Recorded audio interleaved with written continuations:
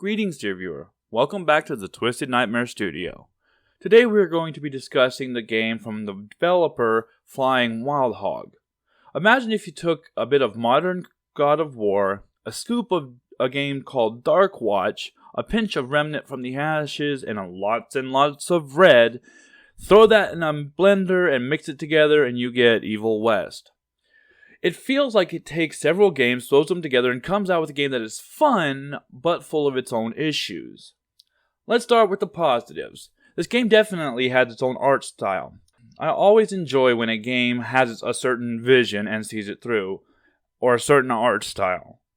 Now, not every area is red. There are plenty of other colors, but red is definitely dominant.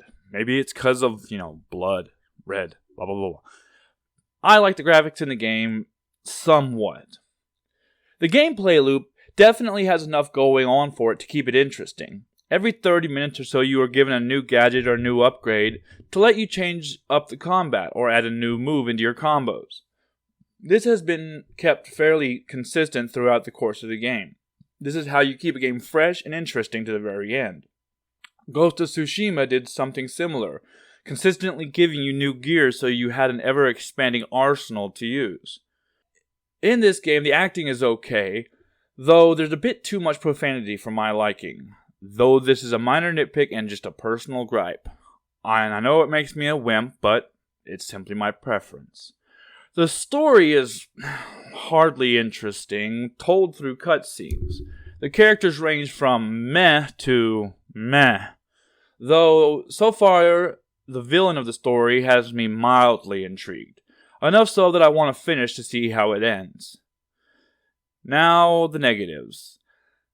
First and foremost, the character feels slow and tanky. I'm not talking about simply referring to the combat. By the 10th time I have to use a whip to swing across something a la Indiana Jones, I am sighing because the animation takes so long. There are areas where I had to go through a narrow area where basically it was big enough for my character to walk through, but for some reason instead he does a side shimmy. I guess it needs loading times, I don't know.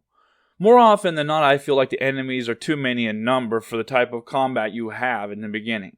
Yes, I know that the more you play through, the more you get group damage, and I also know that in New Game Plus this won't be such an issue. But my opinion is that there are too many enemies early on to make it fun. I tried starting on hard, and for the first 20 minutes I did okay. Then I got to my first elite enemy, and suddenly I hit a wall.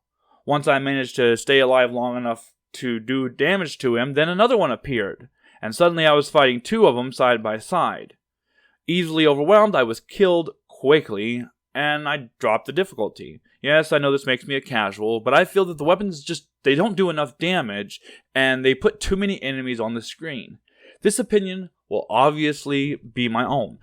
There aren't that many enemy types, though they do have some variations. Like you have a leech creature, that's, the normal variation, and then you have the type that gets all up in your grill and goes boom.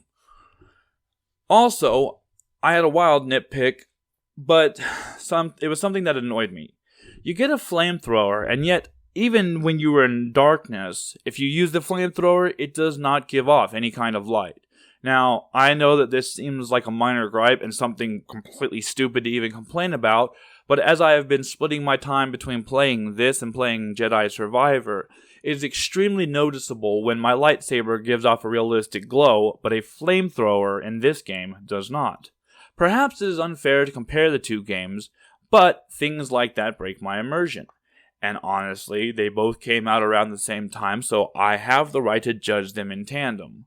The juxtaposition just doesn't do well.